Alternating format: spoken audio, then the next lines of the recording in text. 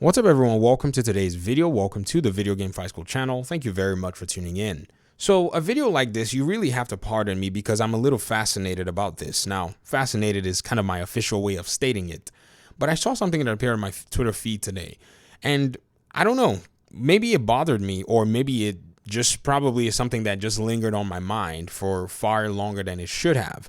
And this is the sales that Cyberpunk 2077 was able to achieve. Ladies and gentlemen, Cyberpunk 2077 sold about 20 million copies.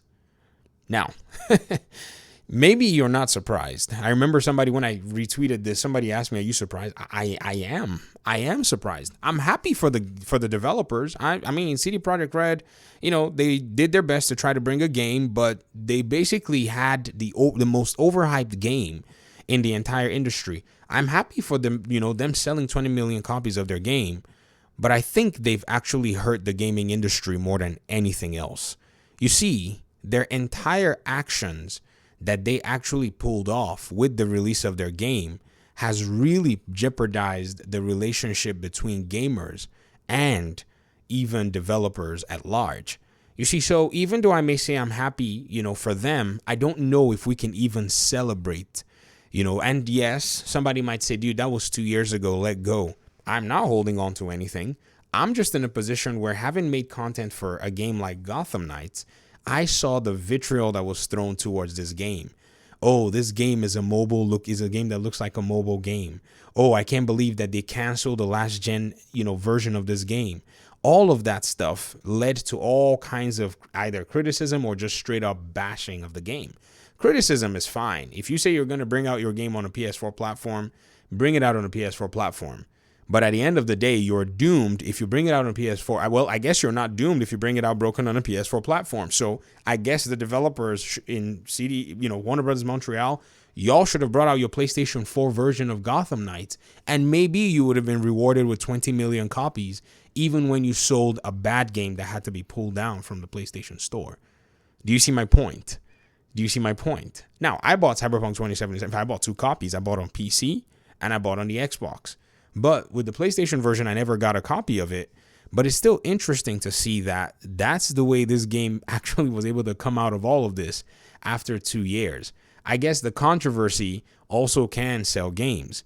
Now, for those of you who also are looking forward to Gotham Knights, I think you have legitimate concerns as well that we have to make sure we point out. I've seen some of my audience members tell me that even till date, the game is about a month or less than a month away from being released, and still no one that's outside of the developers has ever played the game. Now, this is actually quite concerning for some. For me, I don't think it's concerning. Now, if we get to, 4 days before the game goes out and no one is starting to talk about review codes or whatever in terms of, video game reviewers and so on and so forth, then I think that's where you have to worry about it. But at this point in time, it is something that we still are keeping our eye on. But I'm more, interested in the reason and why they averted the old last gen consoles and how they got a lot of backlash, and yet this game brought out its own game on a console, buggy, and still got rewarded with 20 million copies. Those 20 million copies did not come from Xbox and PC alone. There are a bunch of PlayStation 4 players who still kept their copy of the game regardless and waited for the bugs to be fixed. We gamers are a very interesting bunch in the way that we actually approach video games. And so sometimes I just sit back and I watch in amazement overall. But I think Gotham Knights is going to be fine, as the developers are pretty much showing and being very transparent with the game. I think they've done a far better job so far than CD Projekt Red ever did with Cyberpunk 2077.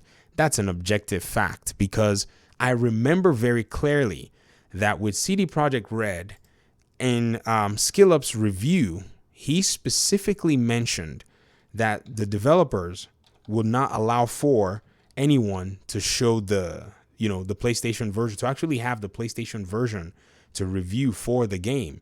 I specifically remember that. And, to me, I just thought to myself, man, that must be the most interesting thing that I've ever seen.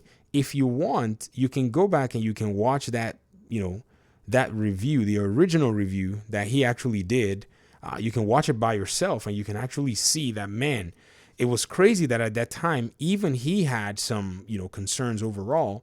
And, you know, it didn't seem to resonate a lot. I think people were just so dialed into the hype, and they pretty much missed out on what the core elements of a game that's coming out should be. So for those who are still, you know, on the fence with Gotham Knights, my encouragement to you is wait for reviews if you're still not sure. And while you're waiting, go back and continue to consume all the material that the game has actually released in terms of reveals.